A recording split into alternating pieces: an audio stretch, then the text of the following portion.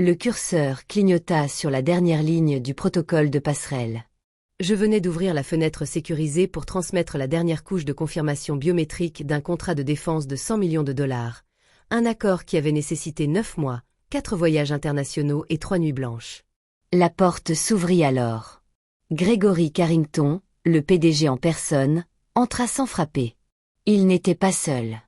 Derrière lui se tenait une jeune femme en tailleur-pantalon bleu ciel, serrant une tablette comme un trophée. Elle semblait à peine majeure. « Olivia », dit Gregory d'un ton trop désinvolte. « Ça ne prendra pas longtemps. » Je me redressai sur ma chaise. « Qu'y a-t-il » Il esquissa un sourire étrange. « Nous entamons une transition de direction. Immédiate. » Je clignai des yeux, perplexe. « Immédiatement ? Je prends ma retraite à 17h aujourd'hui. J'ai juste besoin de... » « Vous en avez déjà fait plus qu'il n'en faut, » m'interrompit-il en désignant la femme derrière lui. « Voici Chloé. Elle prendra la relève. Ma nièce. Sa nièce. » Je tournai lentement la tête vers elle. Elle m'adressa un large sourire enthousiaste et me tendit la main comme si nous étions de vieilles amies se retrouvant pour un brunch. « J'ai suivi l'équipe stratégie digitale à l'étage, » dit-elle d'un ton enjoué. « C'est un véritable honneur. » Je restai immobile. La fenêtre sécurisée était toujours ouverte sur mon écran, le curseur clignotant patiemment, à côté du message « Vérification vocale finale requise ». Gregory s'éclaircit la gorge. La sécurité vous accompagnera lors de la transition. Vos affaires seront envoyées à votre domicile. Ma bouche s'ouvrit, mais aucun son ne sortit. 28 ans. 28 ans que j'avais consacrés à cette entreprise. J'avais rédigé ce contrat, bâti la relation client de A à Z. Et il y a à peine 3 semaines, on m'avait demandé de superviser personnellement la dernière étape. Et maintenant, j'étais remplacé en plein milieu de mon service par une nièce perchée sur des talons de créateur, qui n'avait jamais rencontré le client. En me levant, mon fauteuil encore chaud, je jetai un dernier coup d'œil à l'écran. Le système m'attendait. Il ne répondrait à personne d'autre. Mais Gregory l'ignorait. Pas encore. Félicitations, Chloé, dis-je en lui prenant enfin la main. J'espère que tu sais dans quoi tu t'embarques. Sa poigne se resserra légèrement, mais son sourire ne faiblit pas. Je me déconnectai sans fermer l'ordinateur. Puis je me retournai, pris mon blazer et sortis sans me retourner. Le curseur clignotait derrière moi, comme en attente. Je ne m'attendais pas à un défilé, mais j'imaginais peut-être une carte, quelque chose de simple, un souvenir de 28 ans, une poignée de main, un signe de tête dans le couloir, peut-être un merci, Olivia.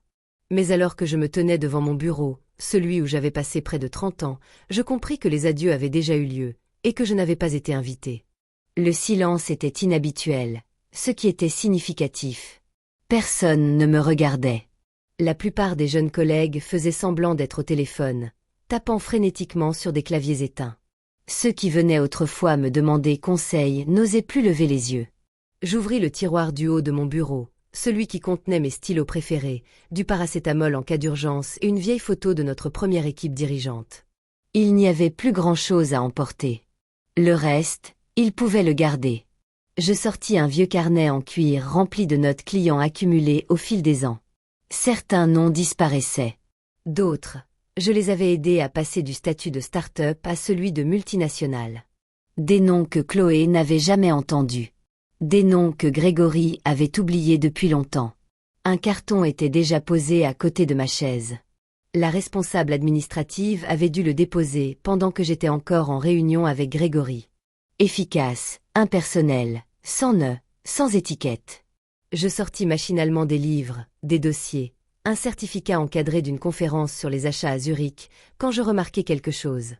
Ma plaque nominative avait disparu de la paroi vitrée à l'extérieur de mon bureau, là où l'on pouvait lire Olivia Meyer, directrice principale des contrats stratégiques. Une nouvelle plaque avait déjà été installée. Chloé Carrington, directrice, jeunes entreprises. Jeunes entreprises. Ils avaient effacé 28 ans de service en un après-midi, et y avaient apposé un titre qui ressemblait à un stage non rémunéré. Je n'ai pas pleuré. Je n'ai pas crié. Je me suis rassis une dernière fois sur ma chaise et j'ai fixé l'écran. Je me suis connecté avec mes identifiants d'administrateur et j'ai ouvert le répertoire principal. Je n'ai rien supprimé qui puisse nuire à l'entreprise, mais j'ai effacé tous les documents personnels, les vieux mémos et les supports de formation que j'avais écrits. La seule chose que j'ai laissée intacte était un petit programme silencieux, enfoui au plus profond du système, Gateway Final. Il ressemblait à un simple script, inoffensif, oubliable. Mais il contenait le chiffrement biométrique nécessaire pour déclencher le versement final de cette transaction de 100 millions de dollars. Il était inaccessible à distance.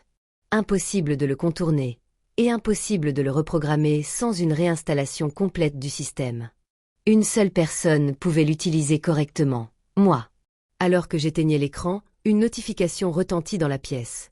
Une alerte de ma messagerie professionnelle, désormais déconnectée, que j'avais oublié de fermer.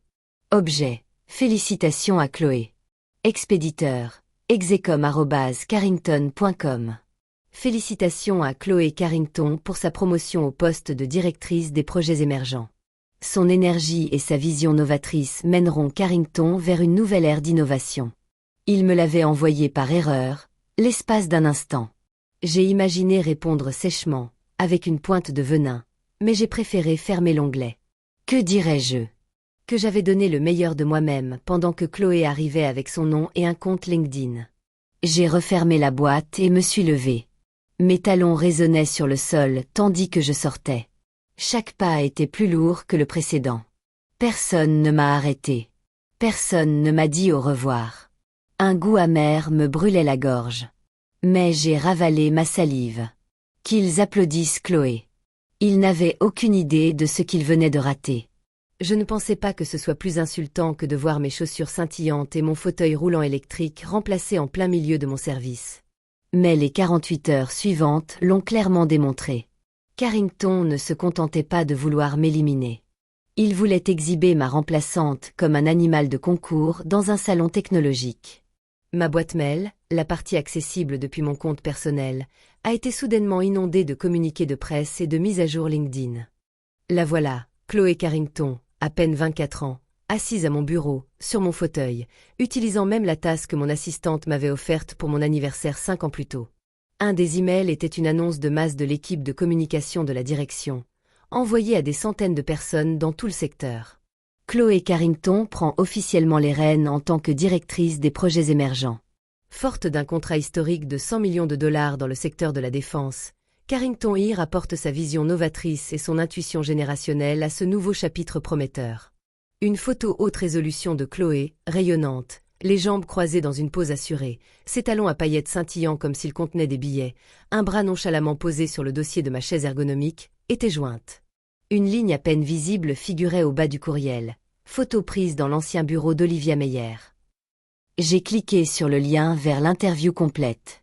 Une jeune entreprise financière branchée l'avait déjà recrutée, publiant un portrait intitulé « La négociatrice de la génération Z qui révolutionne les marchés publics de la défense ». Révolutionner?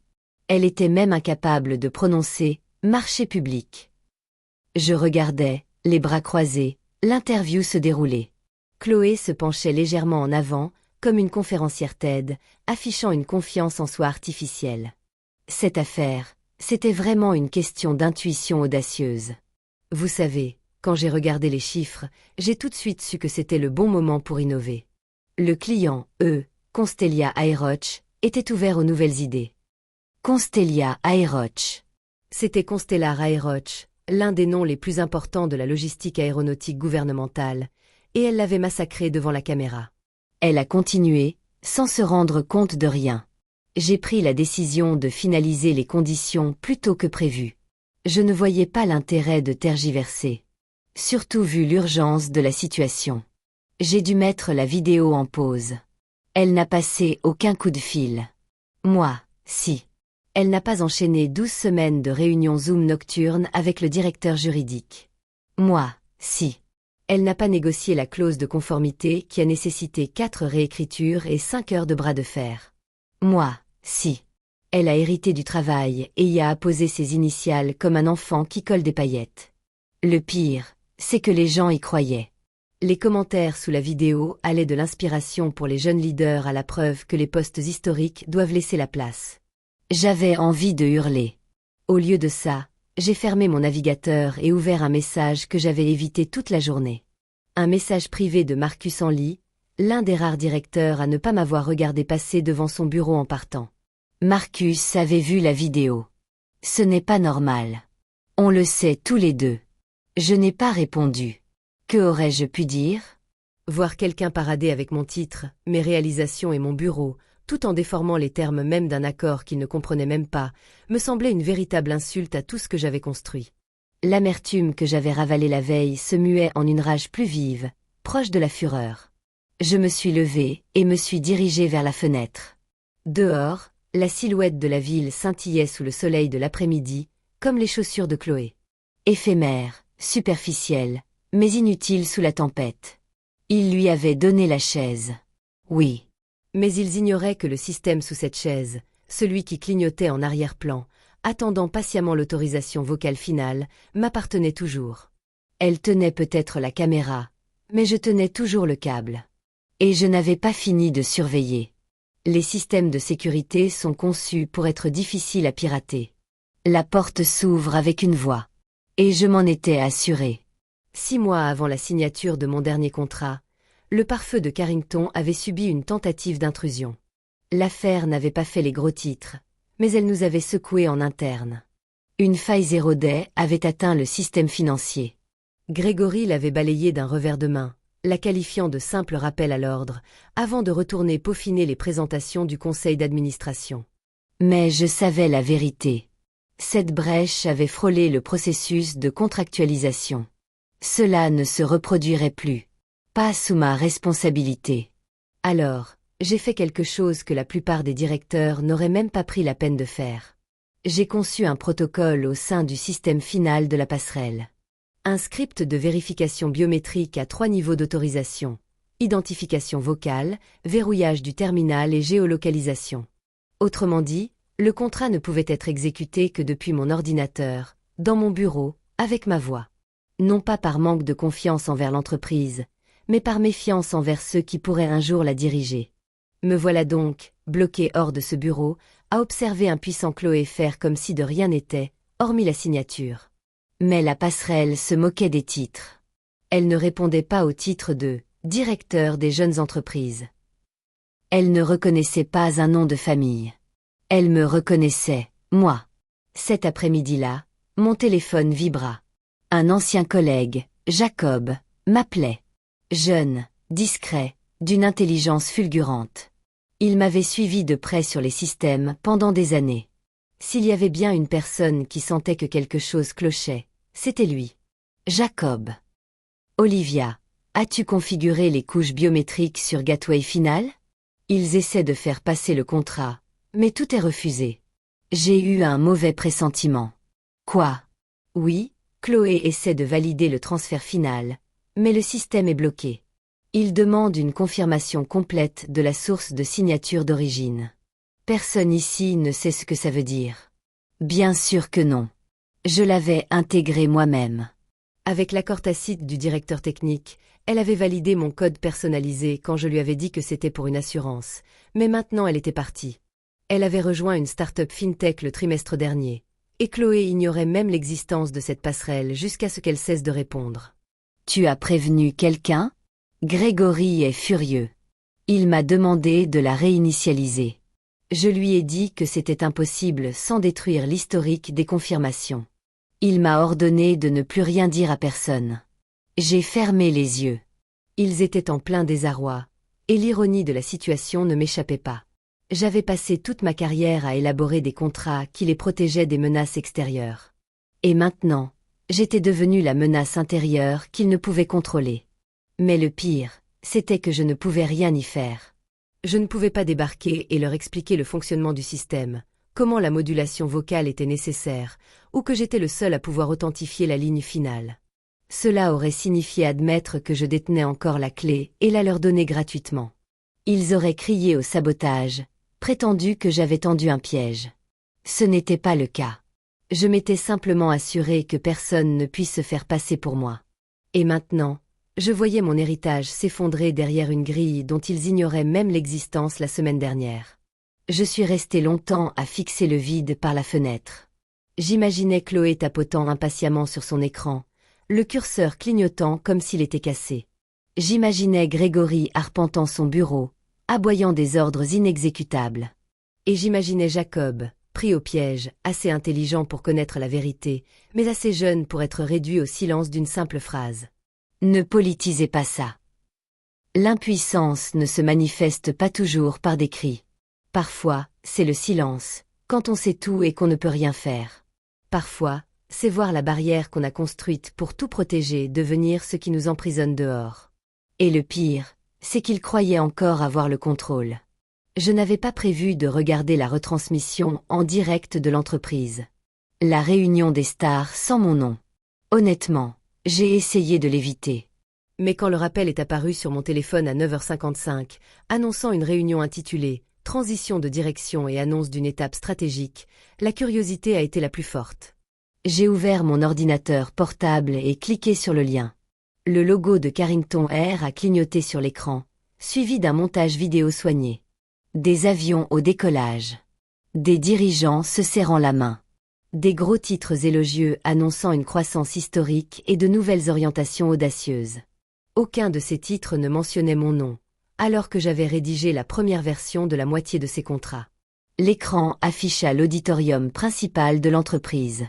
Grégory se tenait au centre de la scène, flanqué de 2 grands écrans et du blason Carrington rétroéclairé.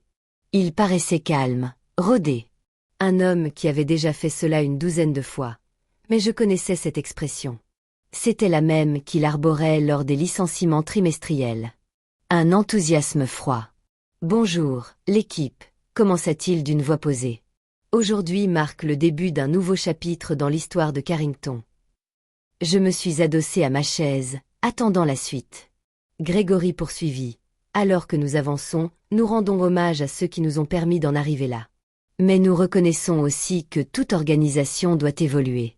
Et parfois, cela signifie se détacher du passé, aussi fondamental que cela ait pu être. Me détacher. C'est ce que je faisais maintenant.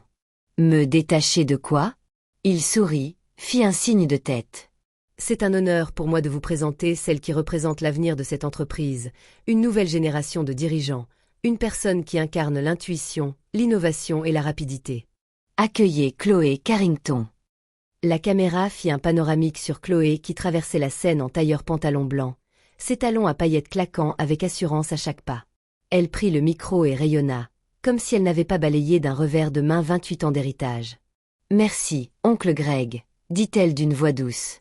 Reprendre les négociations du contrat Aeroch fut une expérience incroyablement enrichissante. J'ai tout de suite compris que cet accord allait bien au-delà des chiffres.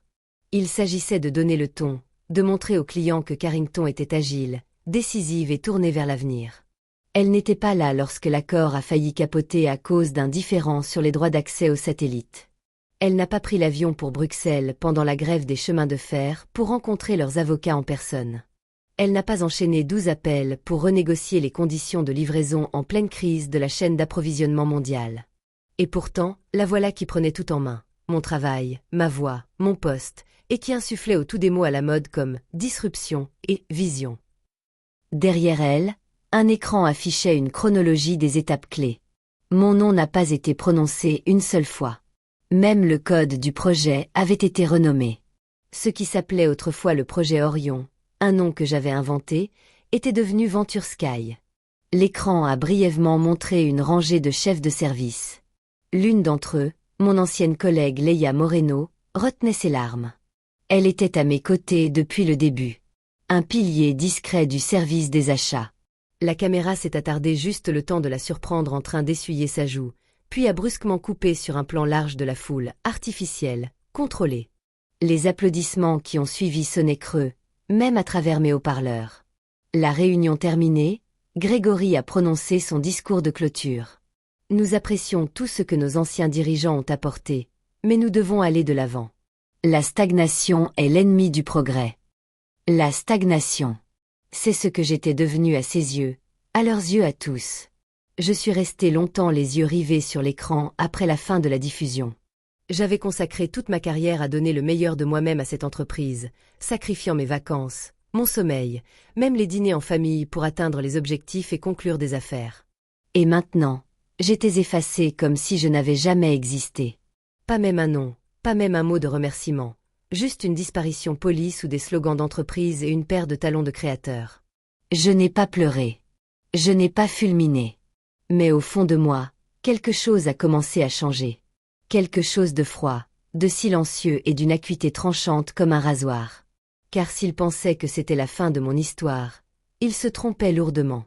Le lendemain matin de la diffusion en direct de « La lettre qu'Olivia n'a jamais envoyée », j'étais assise en silence à la table de la cuisine, sirotant une tasse de café à moitié vide, refroidie depuis longtemps. Dehors, le soleil brillait, la ville bourdonnait et les gens se précipitaient vers des emplois où ils comptaient encore. Je fixais mon ordinateur portable, ne sachant que faire de l'écran qui clignotait. Un brouillon de mail était ouvert depuis 2 jours.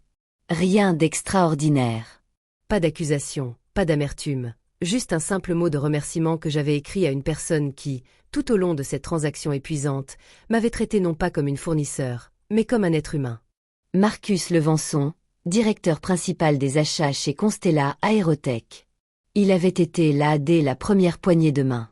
Nous avions passé des heures à éplucher ensemble les clauses du contrat, à débattre des échéances, à peaufiner les détails techniques lors d'appels nocturnes, alors que l'un de nous se trouvait toujours sur un autre continent. Dans un monde d'ego surdimensionné et de jeux politiques, Marcus avait toujours été direct. Il méritait des adieux dignes de ce nom, même si personne d'autre ne le pensait. J'ai relu le brouillon. Cher Marcus, merci de m'avoir donné l'opportunité de travailler avec toi ces derniers mois, malgré les complexités. J'ai vraiment apprécié le partenariat et la confiance mutuelle que nous avons construits tout au long de ce processus. Je te souhaite le meilleur pour la mise en œuvre finale de l'accord. Bien cordialement, Olivia Meyer.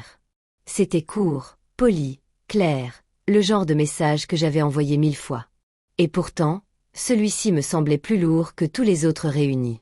J'ai hésité un instant avant d'appuyer sur « Envoyer ». Puis j'ai cliqué. Le message a quitté mon écran comme un murmure. Je ne m'attendais pas à une réponse, surtout pas si vite. Mais moins d'1 heure plus tard, ma boîte de réception a sonné. De Marcus Levenson, objet, merci Olivia. Je suis perplexe. Ne faites-vous plus partie du projet? Nous n'avons été informés d'aucune transition. De plus, un problème étrange vient de se poser. Notre équipe de conformité a détecté une incohérence de version dans le PDF final du contrat. La version d'exécution que nous avons reçue hier comporte des modifications de texte et de mise en forme qui n'étaient pas présentes lors de notre dernière revue conjointe. Nous sommes en train d'extraire les métadonnées. Pouvez-vous nous indiquer qui, chez Carrington, est en charge du projet actuellement? J'ai eu un mauvais pressentiment. Ils n'étaient pas au courant. Personne chez Carrington ne les avait informés de mon départ. Pas un coup de fil, pas une passation de consigne, même pas un courriel en copie. Pire encore, ils avaient modifié le contrat après mon départ. C'était plus qu'un manque de respect. C'était dangereux. J'ai commencé à écrire, puis je me suis arrêtée. Je ne pouvais pas dire ce que je voulais sans donner l'impression de nuire à ma propre entreprise, sans risquer des poursuites judiciaires. Alors, je me suis contentée de répondre. Marcus, malheureusement, je ne fais plus partie du projet. J'aimerais pouvoir vous apporter plus de précision, mais je ne suis plus autorisée à parler au nom de Carrington. Toutefois, vous pourriez consulter les mentions légales en bas de la page 42. Olivia, c'était subtil, mais s'il y prêtait attention, il l'aurait trouvé. En bas de cette page figurait un champ d'horodatage. Confirmation en attente via le portail biométrique. Activation requise depuis le système d'origine. Cette mention était présente dans toutes les versions depuis la 7e. Je m'étais battue pour la conserver comme ultime rempart. Apparemment, Chloé et son équipe ignoraient sa signification ou s'en moquaient. Marcus a répondu 15 minutes plus tard. Cette clause est toujours là. Nous n'avons pas approuvé la suppression de cette modification. Si Carrington ne peut pas remplir ce champ, le contrat n'est pas exécutable. Je vais vérifier auprès de notre service juridique, et je vous recontacterai. Je fixai ces mots pendant un long moment. J'aurais dû me sentir triomphante, justifiée, vengée, mais je ne le ressentis pas. Je ne ressentais que du vide, comme si je flottais au milieu des décombres d'un bâtiment que j'avais contribué à construire, regardant d'autres personnes effacer mon nom tandis que la poutre commençait à se fissurer. Et pour la première fois depuis des semaines, je le dis à voix haute, à personne. Ils ne savent pas ce qu'ils font. Et maintenant, ils allaient le découvrir. Cela commença par un « ding ». Pas le carillon triomphant d'un transfert réussi, mais un bruit sourd électronique suivi du silence. Puis la roue qui tournait. Chloé se pencha vers l'écran, les lèvres serrées, tandis que l'écran clignotait 2 fois et affichait un message d'erreur en rouge vif. Échec de l'autorisation finale de la passerelle. Incompatibilité de l'environnement de sécurité. Elle cliqua encore et encore. Son doigt manucuré tapotait le pavé tactile plus fort, comme si la force pouvait changer le cours des choses. Résultat.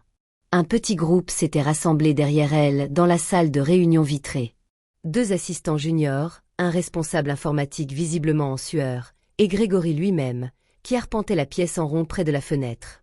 Cela faisait exactement 19 minutes que Chloé avait tenté d'autoriser le virement final du contrat de 100 millions. 19 minutes de barre de chargement, de redémarrage système, de chuchotement et du sourire forcé de Chloé se figeant en frustration. « Pourquoi ça ne marche pas ?» finit-elle par s'exclamer, se tournant vers le responsable informatique. « J'ai fait tout ce que vous m'avez dit. » Brent, un homme pâle et chauve d'une 40aine d'années, se redressa nerveusement. « Ce n'est pas si simple. Le système reconnaît la requête, mais il signale une incohérence dans l'environnement. Le terminal que vous utilisez n'est pas enregistré comme nœud d'origine. » Grégory intervint sèchement. « Brent. » Brent déglutit. Le système est programmé pour n'accepter l'autorisation finale que depuis l'appareil d'origine sur lequel le contrat a été conçu et négocié. Le bureau d'Olivia Music, pas seulement. N'importe quel terminal Carrington. Chloé cligna des yeux. Bon, tu ne peux pas contourner le problème? Musique. Réaffecter le terminal ou quelque chose comme ça. Il haussa les épaules, impuissant. Cela nécessite des droits d'administrateur. Et Olivia était la seule à les posséder. Elle a chiffré la passerelle avec une authentification biométrique à 3 facteurs liés à son profil utilisateur. Le visage de Grégory se crispa. « Tu es en train de me dire qu'on ne peut pas signer le plus gros contrat de la décennie à cause d'un paramètre informatique ?» Brent hésita. « Pas exactement. On peut recréer le système, mais ça prendra des jours, voire des semaines, et même là, le client devra se réauthentifier. On repartirait de zéro. » Une veine palpita à la tempe de Grégory. Il sortit son téléphone et mit le haut-parleur. « Passe-moi Jessica et Nuan tout de suite. » Jessica avait été responsable de la sécurité chez Carrington et était maintenant directrice de la protection des données dans une entreprise de conformité technologique de l'autre côté de la ville. Elle décrocha après 2 sonneries. « Greg, qu'est-ce qui se passe ?»« J'ai besoin que tu confirmes quelque chose, » dit Grégory, le souffle court. Est-ce qu'Olivia Meyer a installé un logiciel propriétaire?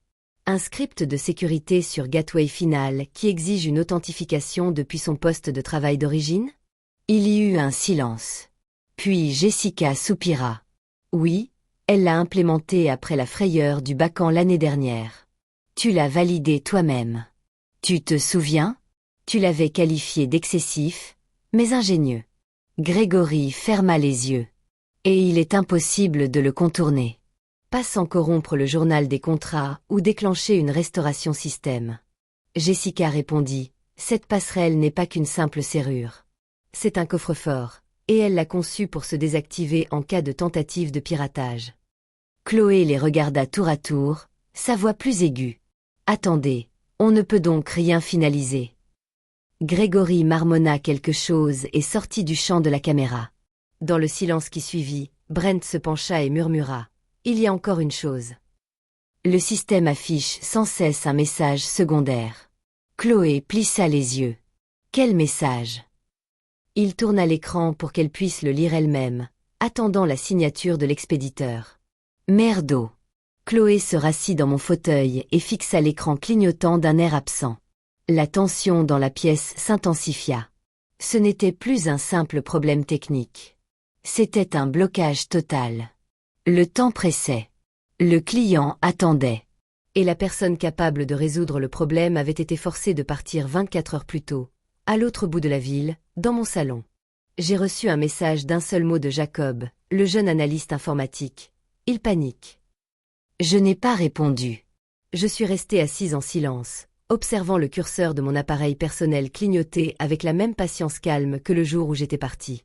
Le système fonctionnait exactement comme prévu. Il m'attendait. À 23h42, mon téléphone sonna à nouveau. L'appel de 23h42, cette fois. Je n'ai pas hésité. Je m'attendais à cet appel, pas d'un collègue. Non pas de Carrington, mais de la seule personne qui comprenait encore les enjeux, Marcus Levenson.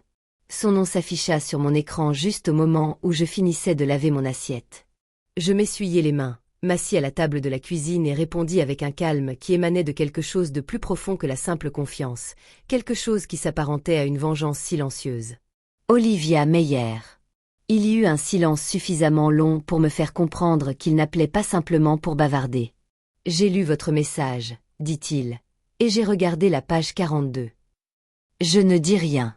J'attendis. Je dois vous poser une question, poursuivit-il. Officieusement et uniquement en tant que personne qui essaie de comprendre ce qui se passe de notre côté. Je vous écoute. Avez-vous intégré un système biométrique au système de confirmation finale du contrat? Un système qui lie l'exécution à un terminal, une empreinte vocale et un emplacement spécifique. Je me suis adossée à ma chaise et j'ai expiré lentement, laissant la tension retomber de son côté. Oui, dis-je. Cela a été autorisé en interne après l'alerte au pare-feu l'année dernière. Nous avons examiné la clause ensemble. Elle se trouve dans la version 7. Il jura entre ses dents. Ils ne nous ont rien dit. L'équipe Carrington fait comme si le retard n'était qu'un simple problème informatique. Mais rien ne passe. Ils font traîner les choses. Ça ne m'étonne pas. Et il ajouta, la voix plus basse. Les métadonnées du contrat final que nous avons reçu hier ne correspondent pas à ce que nous avons signé. Quelqu'un a modifié la mise en forme, a redaté le registre des approbations. Cela expliquerait le problème de version, dis-je. Ils ont essayé d'insérer une clause non signée, marmonna-t-il. Mais la passerelle l'a bloquée net. Votre protocole l'a signalée comme incohérente. C'est fait pour ça. Un autre silence. Je l'imaginais maintenant. Les manches retroussées, penché en avant sur son bureau, entre frustration et incrédulité. Olivia, dit-il prudemment. Carrington essaie-t-il de truquer la finalisation? Je ne suis pas en mesure de le dire. Il avait compris le sous-entendu et le silence entre les lignes. Ils ont complètement effacé votre nom de l'accord, dit Marcus d'une voix tendue. Chaque document, chaque étape, comme si vous n'aviez jamais existé. Vous étiez impliqué, mais le système sait que vous l'étiez. J'ai souri intérieurement. Ce système n'a pas été conçu pour se souvenir des noms, ai-je dit. Il a été conçu pour détecter les absences. Un rire bref et amer a fusé de l'autre côté. Je vais remonter l'affaire en interne. S'il ne s'explique pas, nous suspendons le contrat jusqu'à nouvel ordre. Je comprends, ai-je répondu. N'hésitez pas à me dire si je peux faire quoi que ce soit officieusement. Vous en avez déjà fait assez, Olivia. L'appel terminé, je fixai le téléphone silencieux dans ma main. Le bourdonnement de la ville en contrebas s'estompa derrière mes pensées. Pour la première fois depuis des jours, je ne me sentais pas invisible. Je ne me sentais pas effacée. Ils avaient essayé d'effacer mon nom de l'historique, mais ils ne pouvaient pas le faire dans le système sans moi. Et maintenant, la personne qu'ils avaient tenté de cacher était précisément celle que leur client appelait en pleine nuit. Non pas parce que je l'avais demandé, mais parce que la vérité finit toujours par éclater. À 6h02, les bureaux de Carrington s'illuminèrent. The Down Crisis s'est allumé plus tôt que d'habitude. Avec une pointe d'appréhension mêlée d'excitation, Chloé arriva avant l'aube.